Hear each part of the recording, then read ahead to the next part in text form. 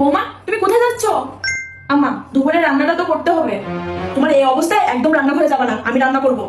আর তোমার জামা কাপড়গুলো বাথরুমে রেখে দিবা, আমি ধুয়ে দেবো। এই অবস্থায় একদম নিশ্চয়ই কাজ করবা না। আচ্ছা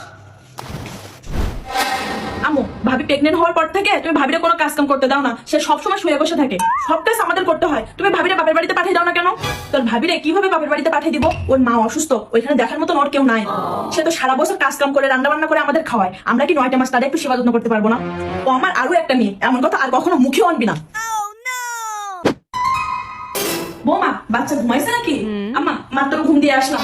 আপনার একা কাজ করতে খুব কষ্ট হয়ে যাচ্ছে তাই না? আমি সব করে দিচ্ছি। না না, তোমার কিছু করে দেওয়া লাগবে না। ও ঘুমা, তুমি তাড়াতাড়ি গোসল করে এসে বাচ্চার পাশে ঘুমাও। ও তো সারা রাত ঘুমাইতে দেয় না, আমি এইদিকে সব করে নিবো। আল্লাহ, আমি ভাগ্য করে একটা শাশুড়ি পাইছি। তুমি দেখো আমার দ্বারা সে যেন কখনো কষ্ট না পায়। বৌমা বৌমা, আমি তো বিছানাতে বাথরুম করে ফেলছি। কিভাবে হয়ে গেল আমি বুঝতে পারিনি। আপনি আমাকে যেভাবে ডাকছেন আমি তো ভয় পেয়ে গেছি। আপনি অসুস্থ মানুষ, বিছানা একটু নোংরা করে ফেলছেন, তাই কি হয়েছে? আমি তো আসি পরিষ্কার করে দেওয়ার জন্য। চলেন আগে আপনাকে গোসল করে বিছানাটা পরিষ্কার করে দিচ্ছি। আম্মা আপনি এবার শুয়ে পড়েন, আপনি তো এখনো খাননি। আপনি খেয়ে নেন, তারপর আমি ওষুধ দিচ্ছি।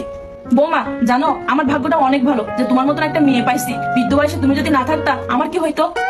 সারাদিন যে আমি কতবার বিছানা নোংরা করি, তুমি সবকিছু হাসি মুখে করে দাও, কখনো অধৈর্য হও না। আমার এসব কথা বলে আমাকে লজ্জা দিবেন না। এবারে তো বউ হয়ে আসার পর থেকে আপনি আমাকে মেয়ের মতন ভালোবাসছেন, সুখে দুঃখে আমার পাশে ছিলেন। তাহলে আমি কেন আপনাকে মায়ের মতন সেবা যত্ন করতে পারবো না? শুনেন আমা, প্রতিটা শাশুড়ি যদি বউকে আপনার মতন ভালোবাসতে পারে, তাহলে বৃদ্ধ বয়সে কোনো বউ তাদের শাশুড়িকে যত্ন কোনো কমতি রাখবে না। আপনি যৌবন বয়সে যেমন কর্ম করছেন, এখন তেমনই ফল পাচ্ছেন।